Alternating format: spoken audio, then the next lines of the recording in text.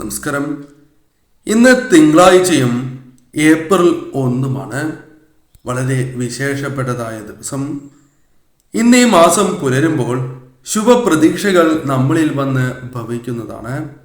ജീവിതത്തിൽ ഒരു വെളിച്ചം വന്നു ചേരുന്ന പ്രതീതി. അത് എത്ര ദുർഘടമായ അവസ്ഥയിൽ നിന്നാണ് എങ്കിൽ പോലും ഒരു പ്രതീക്ഷ പലരുടെയും മനസ്സിലുണ്ട്. കാരണം വിഷു ഈ മാസം വരുന്നു. വിഷുവിന് മുൻപത്തെ ഒരുക്കങ്ങൾ നാം ഏവരും ആരംഭിക്കുന്നതുമാണ്. എത്ര കഷ്ടപ്പാടിലും തന്നാലാകുന്ന കാര്യങ്ങൾ നാം വിഷുവിന് മുൻപായി ഒരുക്കുവാൻ, ജീവിതത്തിലെ തടസ്സങ്ങൾ മാറി ഉയർച്ചയിലേക്ക് ആരംഭം തുടങ്ങുവാനുള്ള ഈ ദിവസങ്ങൾ ഫലപ്രദമായി തന്നെ ഏവരും വിനിയോഗിക്കുന്നതുമാണ്.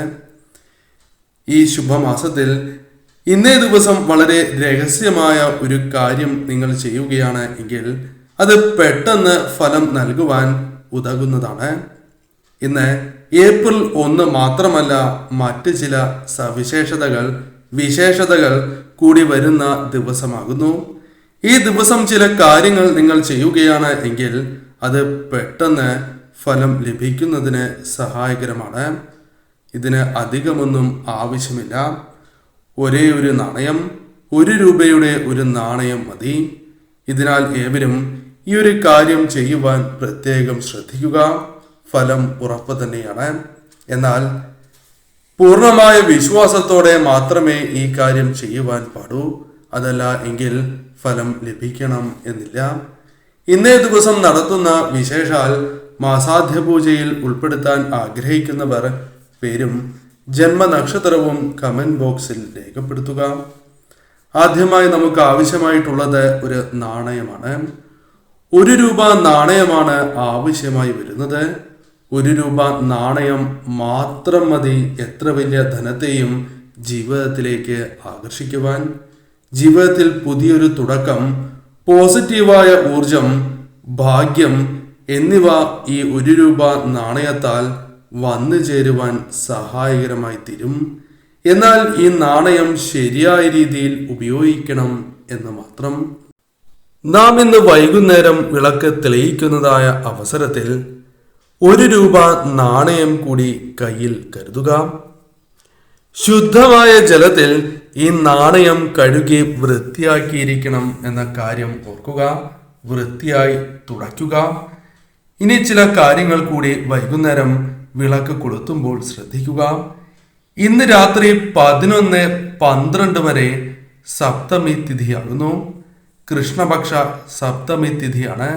ഇതിനാൽ ഇന്നേ ദിവസം വൈകുന്നേരം വിളക്ക് തെളിയിക്കുമ്പോൾ ചില കാര്യങ്ങൾ നിങ്ങൾ പ്രത്യേകം ശ്രദ്ധിക്കണം. നെയ്വിളക്ക് തന്നെ തെളിയിക്കുവാൻ ഏവരും പ്രത്യേകം ശ്രദ്ധിക്കുക. അതിന് സാധിക്കാത്തവരാണ് എങ്കിൽ നിങ്ങൾ എപ്രകാരമാണോ നിലവിളക്ക് തെളിയിക്കുന്നത് അതേപോലെ തന്നെ തെളിയിക്കാം. 2 ദിശയിലേക്ക്, അതായത് കിഴക്കോട്ടും പടിഞ്ഞാറോട്ടും തിരിയിട്ട് വിളക്ക് തെളിയിക്കണം. ഈ കാര്യം പ്രത്യേകം ഓർക്കുക. അതിന് തൊട്ടടുത്തായി തന്നെ താലത്തിൽ, അതല്ല എങ്കിൽ വാഴയിലയിൽ പൂക്കൾ സമർപ്പിക്കണം. ഏതെല്ലാം പൂക്കളാണ് സമർപ്പിക്കേണ്ടത് എന്ന് ആദ്യം മനസ്സിലാക്കാം. വെളുത്ത പുഷ്പങ്ങൾ സമർപ്പിക്കാം. ശംഖുപുഷ്പം സമർപ്പിക്കാം. ഏറ്റവും ശുഭകരമാണ്. 2 പുഷ്പവും സമർപ്പിക്കുന്നതും വിശേഷം തന്നെയാണ്. കൂടാതെ ഒരൽപ്പം ഭസ്മം കൂടി സമർപ്പിക്കുക. ഇനി നാം ശ്രദ്ധിക്കേണ്ടത് പ്രധാന വാതിലുമായി ബന്ധപ്പെട്ടാണ്. പ്രധാന വാതിൽ ആദ്യമേ തന്നെ തുടച്ച് വൃത്തിയാക്കണം. കട്ടളയും തുടച്ച് വൃത്തിയാക്കേണ്ടതാകുന്നു. പനിനീർജലം അല്ലെങ്കിൽ ഉപ്പുജലമാണ് പ്രധാന വാതിലിൽ തെളിയിക്കേണ്ടത്. ശേഷം വിളക്ക് തെളിയിച്ച് 1 രൂപ നാണയം സമർപ്പിക്കുക. ഇഷ്ടദേവത, കുടുംബദേവത, ഗ്രാമദേവത എന്നീ ദേവതകളെ വണങ്ങിയതിന് ശേഷമാണ് ഇപ്രകാരം നിങ്ങൾ ചെയ്യേണ്ടത് എന്ന കാര്യം ഓർക്കുക. ഇനി പറയുന്ന ശിവമന്ത്രം 108 തവണ ജപിക്കണം. 108 തവണ ജപിക്കണം എന്ന് പറയുമ്പോൾ ശുദ്ധിയും മനഃശുദ്ധിയും അനിവാര്യം തന്നെയാകുന്നു. ഈ മന്ത്രം ഇപ്രകാരമാകുന്നു. ഈ മന്ത്രം ജപിക്കുമ്പോൾ ആദ്യം നമ്മുടെ മനസ്സിലേക്ക് കടന്നു വരേണ്ടത് പരമശിവന്റെ രൂപമാണ്. പരമശിവനെ മനസ്സിൽ ധ്യാനിച്ചുകൊണ്ട് ഈ മന്ത്രം ഇപ്രകാരം ജപിക്കുക. ഓം ശ്രീവർദ്ധനായ നമഃ. ഓം ശ്രീവർദ്ധനായ നമഃ. ഓം ശ്രീവർദ്ധനായ നമഃ. ഓം ശ്രീവർദ്ധനായ നമഃ. ഈ മന്ത്രം 108 തവണ ഇപ്രകാരം ജപിക്കുക. ഏവർക്കും മന്ത്രം മനസ്സിലായി എന്നാണ് കരുതുന്നത്. വളരെ വേഗത്തിൽ ഗൃഹസ്ഥമാക്കുവാൻ സാധിക്കുന്നതായ ഒരു മന്ത്രമാണ് ഇത്. ഈ മന്ത്രം 108 തവണ തന്നെ ജപിക്കുവാൻ ഏവരും ശ്രദ്ധിക്കുക. എന്നാൽ ഈ മന്ത്രം ജപിക്കുമ്പോൾ വടക്ക് ദിശയിലേക്ക് ദർശനമായി നിന്നുകൊണ്ട് ജപിക്കുവാൻ അല്ലെങ്കിൽ ഇരുന്നു കൊണ്ട് ജപിക്കുവാൻ നിങ്ങൾ ശ്രമിക്കുക. അപ്രകാരമാണ് ജപിക്കേണ്ടത്. പീഠത്തിൽ അല്ലെങ്കിൽ പലകയിൽ ഇരുന്നു കൊണ്ട് തന്നെ ജപിക്കുവാൻ പ്രത്യേകം ശ്രദ്ധിക്കുക. താഴെ ഇരുന്നു കൊണ്ട് ഒരിക്കലും നിങ്ങൾ ഈ മന്ത്രം ജപിക്കുവാൻ പാടുള്ളതല്ല. ശേഷം താലത്തിലുള്ള ഭസ്മം ഭഗവാനെ മനസ്സിൽ ധ്യാനിച്ചുകൊണ്ട് തന്നെ നിങ്ങൾ തൊടേണ്ടതാകുന്നു. ഇപ്രകാരം അടുപ്പിച്ച് 4 തിങ്കളാഴ്ച നിങ്ങൾ ചെയ്യണം. സ്ത്രീകൾക്ക് സാധിക്കാത്തതായ ആഴ്ച കഴിഞ്ഞ് തുടരാവുന്നതാണ്. അതിൽ തെറ്റില്ല. എന്നാൽ പുല വന്നാൽ വീണ്ടും ഈ കർമ്മം ആരംഭിക്കേണ്ടതാകുന്നു. ഇടയിൽ വച്ച് പുല വന്നാൽ വീണ്ടും 4 ആഴ്ച തന്നെ ഈ കാര്യം ചെയ്യണം എന്ന കാര്യം ഓർക്കുക. പുലവാലായ്മ കഴിഞ്ഞതിന് ശേഷം ഈ കാര്യം ആരംഭിക്കേണ്ടതാകുന്നു. ഈ നാണയം നിങ്ങൾ ചെയ്യേണ്ടത് പണം എവിടെയാണോ സൂക്ഷിക്കുന്നത് അവിടെ സൂക്ഷിക്കുക.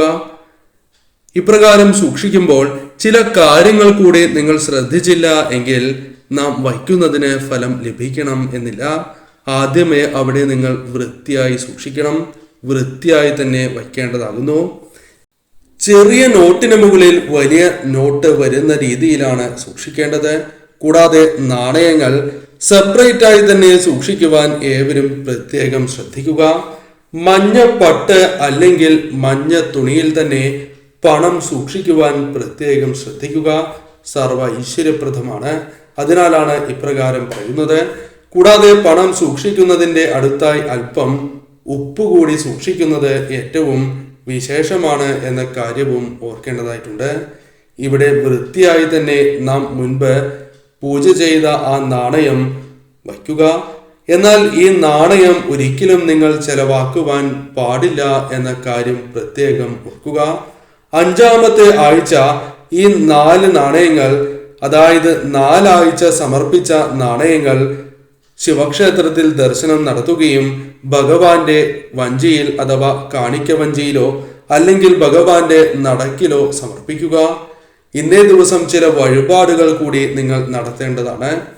ധാര, പിൻവിളക്ക്, അതോടൊപ്പം കൂവളമാല കൂടി കഴിക്കുക.